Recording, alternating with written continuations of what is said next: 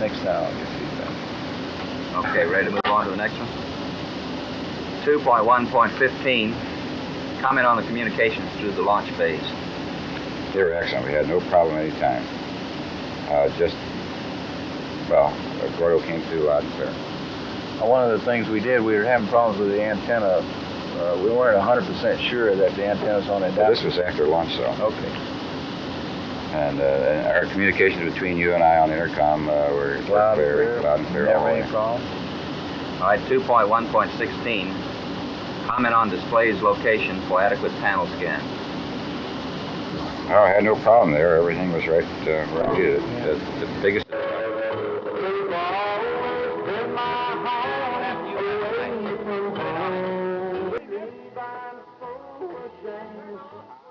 There you go.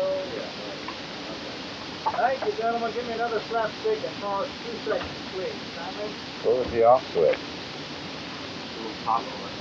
Take 2, 3. Man, shit. Did we finish the comments on display's location? Yeah, everything was fine. I don't have any recommendations or comments to make on display locations. How about your side? All right, 2.1.17. Comment on controls locations and configuration with regard to accessibility and manipulation. Well, I guess things we had a problem with were nothing. We didn't have problems with anything on launch. What controls we have to use there are in the proper place and easy to get to, and no problems. 2.1.18. Comment on the sunlight coming through the spacecraft window. Sunlight comes through the spacecraft window. Well, we didn't have a problem with it on launch anytime. No problem at all. No, the sun didn't come in. It did on my side, but what the heck? That's the way. You know how I ask questions. 2.1.19. Any additional comments or problem areas associated with booster, spacecraft systems, or crew integration during the launch phase? The launch phase went just like we had expected it to, and like we had trained that it would go. So we have no problems in that area. Dr. Minnis, you want to ask a question now about the medical area? I'd like to ask about the sensations that you had upon assuming the landing attitude during re-entry. Can you just describe briefly what it was like? Where do you mean landing attitude?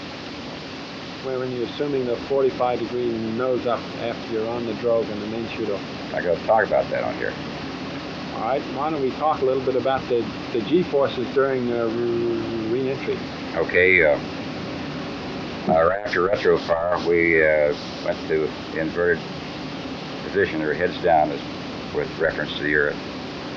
And shortly after retrofire, starting in about 4 or 5 minutes, we could start seeing a little bit of, about 5 minutes, we could start seeing a little bit of flame back, come back from the spacecraft. Also, we looked out, we could see a retro pack just falling back behind us and burning up as it re-entered in the atmosphere. And then you could also see little sparks or particles passing back by us. So you could see almost a little stream that we were leaving all the way down. You could pick out your trim points just from that alone, if nothing else. We could see the horizon. Well, John could tell you more about the horizon because he was looking at the horizon all the way down, checking it with my bank angle.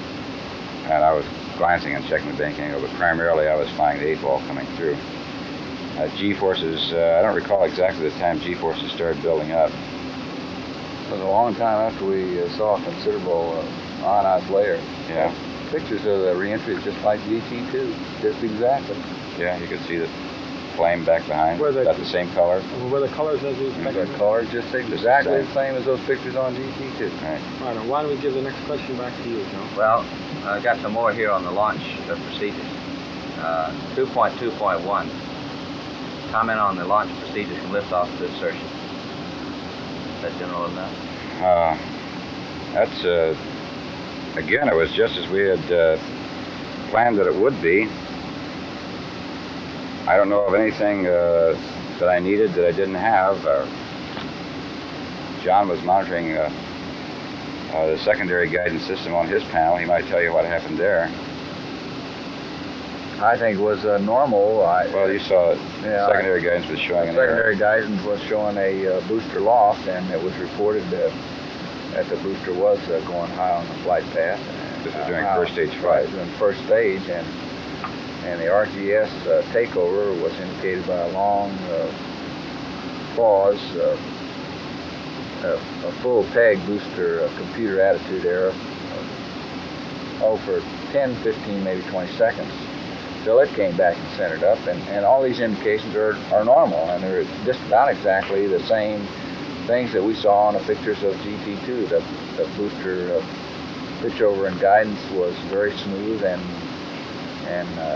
our attitude error centered on the second stage momentarily, and it went to 2.5 to 3 degrees nose down, which I think indicating there again that we're going high on the flight path, but it was real nominal. Of course, then it even indicated more so when the IGS stopped steering for altitude.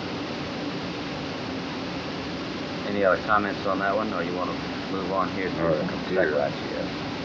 2.2.2, comment on the procedures immediately after staging. I think we've covered part of that. Yeah, we've covered it at least once. At SECO, we waited there 20 seconds, went through our normal procedures of turning on the maneuver, unstowing the hand controller, turning on the maneuver and attitude switch. And John turned me to direct. And we waited until our IVIs gave us an indication of whether we were underspeed or overspeed. And it gave us an indication that we were about 14 to 17 feet per second overspeed. I don't remember the exact number now, but we reported on it, but it was in that range. And as soon as it stopped reading, I started thrusting. 2 seconds later, John punched off the SEP spacecraft, and at this time, we got the loud noise and a jolt from things separating. He switched me back to rate command. I roll the spacecraft right side up and continue to burn for about 10 to 12 seconds, 12 to 15 seconds. Okay, 2.2.3, describe and comment on the procedures used from second stage shutdown through proper spacecraft insertion. I think, do you want to cover any more in that area right now? Everything was normal there. I don't see any way we can improve on what we did. What's a proper spacecraft insertion? What does that mean? That means either burning off your overspeed or if you're underspeed, burning up to insertion. We had a slight overspeed, but no more overspeed than we had while we took it and went with it. Tickled to have it. 2.2.4, comment on the scanner fairing jettison procedure. Well, the procedure is simple. You reach up and hit the button. Yeah. You were able to verify they came off. Oh yeah, I could see the scanner jettison, and John could see him out his window, see him go ahead and proceed on out laterally. And when the antenna jettisoned, all kinds of garbage came out of that thing, springs and everything, but it popped right off and went away. 2.2.5, was adequate information available to QU on the events from liftoff through insertion? Yes. 2.2.6, could you determine that the ohms was operating prior to spacecraft separation? If so, describe. No, the last indication we had that the ohms was working was on the pads, and we fired them. Before spacecraft separation, we didn't attempt to use them. I had no reason to believe that they wouldn't work. All of our indications on board were normal. Yeah, all our fuel and our pressures were normal, and I still think I could just barely hear the darn things, but I wouldn't want to count on that sound to use for spacecraft stuff.